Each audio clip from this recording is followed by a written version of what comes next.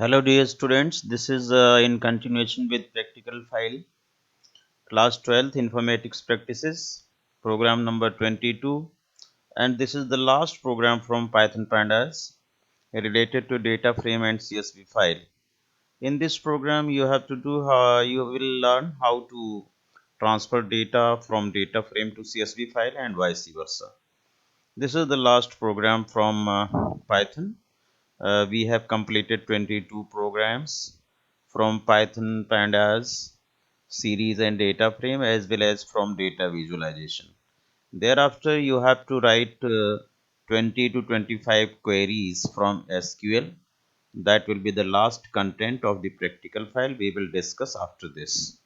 Now, let us see the problem. Create the above data frame. above means EMPDF जो पिछली problem में हमने create किया था डेटा फ्रेम EMPDF एम्प्लॉय वाला and transfer the content of data frame to CSV file employee.csv में आप इसे डालेंगे और print the screenshot of CSV file. Now transfer the data from this CSV file employee.csv to data frame new EMPDF only for the columns employee code, employee name, job and salary and print it. यानी कि आपको data frame बनाना है एक EMPDF, data frame EMPDF से data transfer करना है employee.csv file में और फिर employee.csv फाइल से डेटा वापस ट्रांसफ़र करना है एक नए डेटा फ्रेम में जिसका नाम होगा न्यू EMPDF और न्यू EMPDF में केवल ये 4 कॉलम जो स्पेसिफाई किए गए हैं employ code, employ name, job और सैलरी, इन 4 कॉलम्स के लिए वापस न्यू EMPDF एक डेटा फ्रेम बनाना है from this employee.csv file. So let us see, it is very simple how to do it. सबसे पहले आपने pandas as pd कर लिया है, फिर एक नया यहाँ पर मॉड्यूल इंपोर्ट किया है ग्लोब इसलिए इंपोर्ट किया गया है, ये चेक करता है कि आपके सिस्टम में किसी पार्टिकुलर पाथ पर किसी पार्टिकुलर कोई फाइल नेम एग्जिस्ट करती है कि नहीं, उसकी चेकिंग इससे हम करेंगे. This is not part of curriculum, this is extra module and extra method we have used.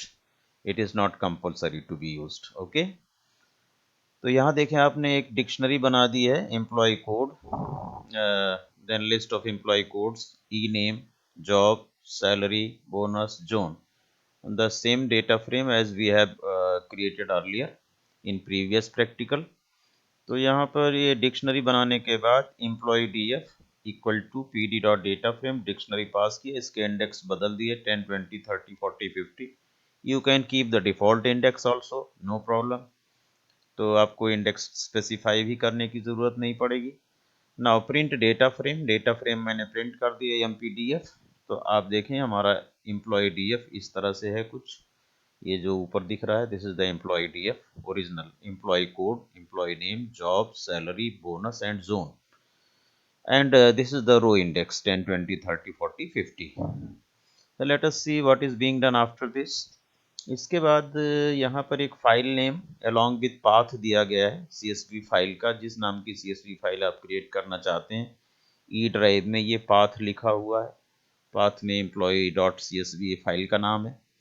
फिर file underscore present equal to globe.globe file name, ये फाइल नेम टेस्ट किया जाएगा कि इस पाथ पर पहले से तो नहीं बनी हुई है, ये फाइल प्रेजेंट में ट्रू या फॉल्स देगा.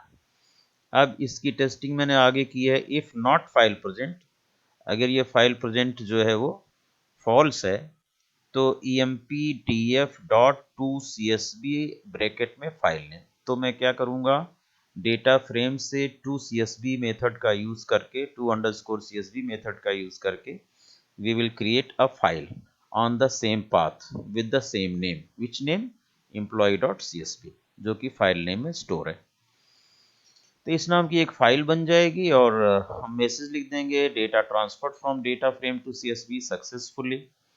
और मान लीजिए कि आपकी एक बार आपने ये फाइल क्रिएट कर दी वहाँ पर और उस पाथ पर ये फाइल employee.csv ऑलरेडी एग्जिस्ट करती है, तो एल्स में आप लिख सकते हैं warning this file already exists.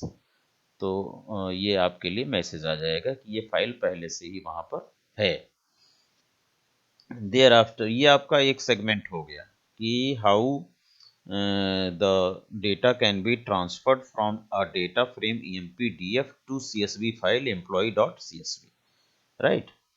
इसके बाद अगला सेगमेंट था कि CSV फाइल जो आपकी employee.csv बन गई है उसमें से वापस एक नए डेटा फ्रेम में डेटा ट्रांसफर करना है।